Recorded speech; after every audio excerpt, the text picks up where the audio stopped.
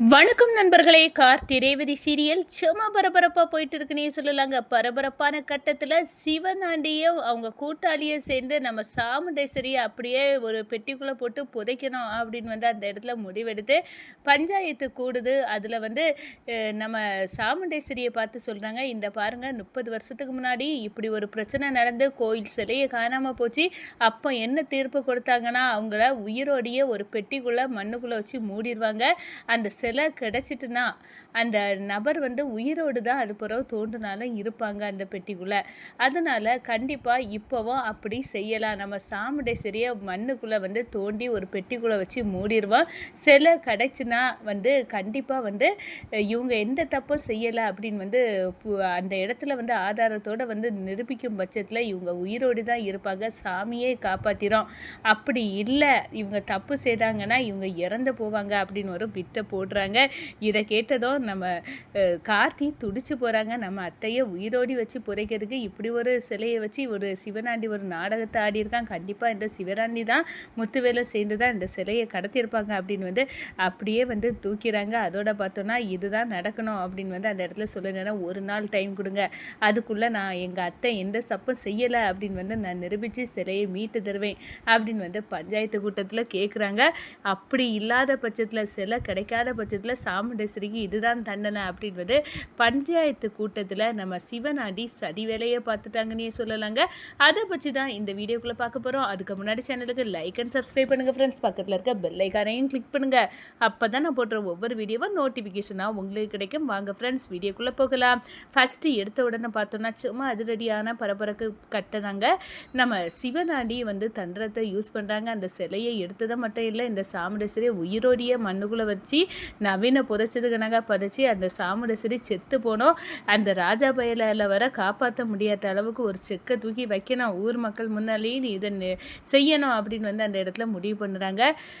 நம்ம சாமுண்டேஸ்வரியை பஞ்சாயத்தில் கூட்டிகிட்டு வராங்க. அப்போ தான் பஞ்சாயத்தில் எல்லா மக்கள் முன்னாடியும் நம்ம சிவனாண்டி செட் பண்ணி வச்சுருந்த அந்த நபர் ஒருத்தர் சொல்கிறாரு, இந்த பாருங்க, 30 வருஷத்துக்கு முன்னாடி இப்படி ஒன்று நடந்துச்சு. அப்போ அந்த சாமி சிலையை யார் எடுத்தாங்க, அந்த சந்தேகப்படும் நபரை உயிரோடி மண்ணுக்குள்ளே வச்சு நம்ம ஒரு பெட்டியை வச்சு புதைச்சி வச்சுட்டாங்க.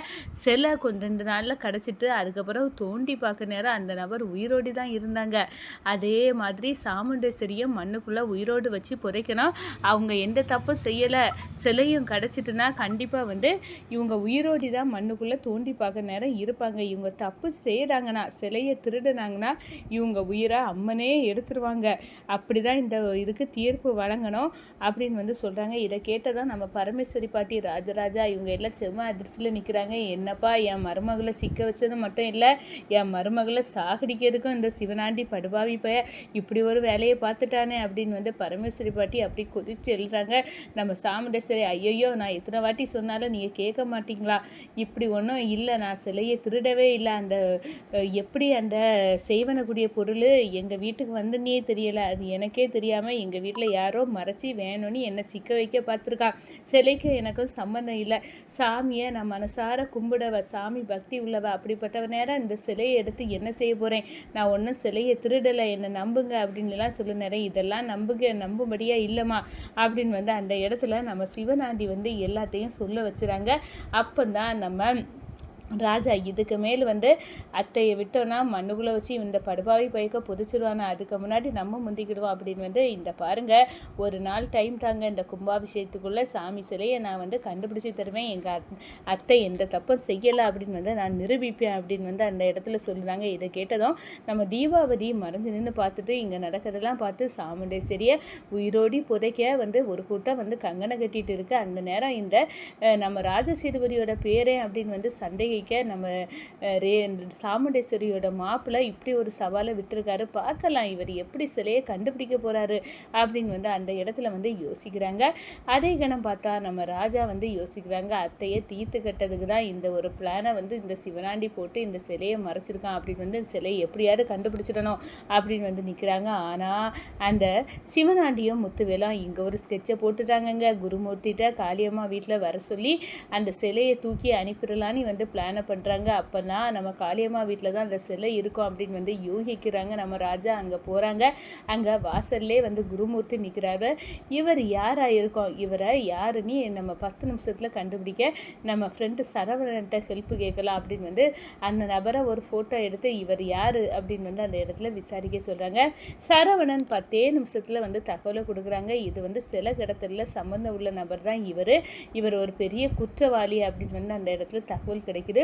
சில இடத்துல அப்போ சாமி சிலையை இந்த காளியம்மா வீட்டில் தான் வச்சுருப்பான் இந்த சிவனாண்டி அப்படின்னு வந்து அந்த இடத்துல வந்து செமையாக வந்து சந்தேகப்படுறாங்க. இந்த சிலை கண்ணிலே படக்கூடாது அப்படின்னு வந்து இதை கடத்தி விற்கவும் பிளான் பண்ணிட்டானா அப்படின்னு வந்து அந்த இடத்துல வந்து காளியம்மா வீட்டுக்குள்ளே போகிறாங்க. நம்ம வழி மறிக்கிறாங்க. எதுக்குடா இங்கே வந்த அப்படின்னு எல்லாம் சொல்ல நேரம், நீங்கள் எதுக்கு இங்கே வந்திருக்கிய, இவனை பற்றியும் தெரியும், இவன் சிலை கடத்தல் கும்பல் சேர்ந்தவன், அப்போனா இந்த சிலை இங்கே தான் இருக்கும், எங்கள் அத்தை மேலே பழைய போட தான் இந்த சிவராண்டிய முத்துவேலாம் சதி செய்து உனட்ட கூட இந்த சிலையை திருடி தந்திருக்காங்க அப்படின்னு வந்து அந்த இடத்துல காளியம்மாவை தெரிக்க விடுறாங்க நம்ம ராஜா. அதோட அடி அடி அடின்னு சிவனாண்டி தடுக்க வந்தவனை அடித்து வெளுத்து நம்ம முத்து விலையும் வெளுத்துக்கிட்டு வந்து நம்ம சிலையோடி வந்து நம்ம ராஜா வந்து வராங்கங்க.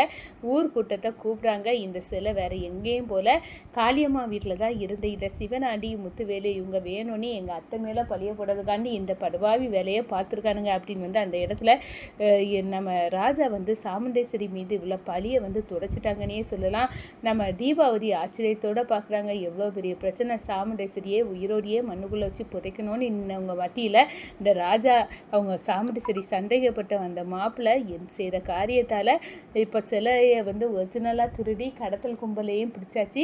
அதே நேரத்தில் இந்த சாமுண்டேஸ்வரிக்கு வந்து காப்பாற்றுறதுக்கு இவ்வளோ பெரிய உழைப்பையும் போட்டு இந்த குடும்பத்துக்காக உழைக்கக்கூடிய இந்த ராஜா என்றைக்குமே சாமுண்டேஸ்வரிக்கு நன்மை தான் செய்வானே தவிர துரோகம் செய்ய மாட்டான். இது பாட்டியோட பேரனாக இருந்தாலும் இவரால் சாமுண்டேஸ்வரிக்கு நன்மை தான் அப்படின்னு வந்து அந்த இடத்துல வந்து நம்ம தீபாவதி புரிஞ்சுக்கிட்டாங்க.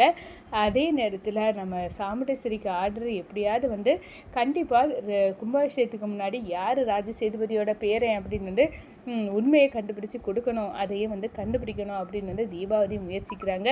ஊர்கூட்டம் நடக்குது. அப்போ நம்ம ராஜா அந்த சிலையோடு வந்து நம்ம சிவனாண்டிக்கும் முத்துவேலுக்கும் சரியான பதிலடியை வந்து கொடுத்து தோலை உரிக்க வச்சுறாங்க ஊர் மக்கள் முன்னாடி. அதே நேரத்தில் பார்த்தோன்னா நம்ம சாமுண்டேஸ்வரி இதெல்லாம் அந்த ஆத்தாவோட மகிமை. நான் கும்பாபிஷேகம் நடக்காதுன்னு சொன்னேன், ஆனால் இப்போ என்னோட வாயாலே கும்பாபிஷேகம் நடக்கும் அப்படின்னு வந்து அவள் சொல்ல வச்சுட்டா. கும்பாபிஷேகம் கண்டிப்பாக வரும், நான் கலந்துக்க மாட்டேன்னு சொன்னேல, இப்போ நான் சொல்கிறேன் நான் கலந்துக்கிடுவேன், நினச்சதை விட சூப்பராக இந்த கும்பாபிஷேகம் நடக்க போகுது அப்படின்னு வந்து நம்ம சாமுண்டேஸ்வரி சொல்கிறாங்க. இதை கேட்டு நம்ம ராஜராஜா பரமேஸ்வரி பாட்டி நம்ம ராஜா எல்லாரும் சந்தோஷப்படுறாங்க. அத்தையே வந்து வாரேன்னு ஒத்துக்கிட வச்சுட்டா, எல்லாம் உன்னோட மகிமம்மா அப்படின்னு வந்து சந்தோஷப்படுறாங்க. அதே நேரத்தில் பரமேஸ்வரி பாட்டி என் மருமக கோயிலுக்கு கும்பாபிஷேகத்தை நடத்தி தர வாரேன்னு சொல்லியிருக்காரு, ரொம்ப சந்தோஷம் அப்படின்னு வந்து சந்தோஷப்படுறாங்கங்க.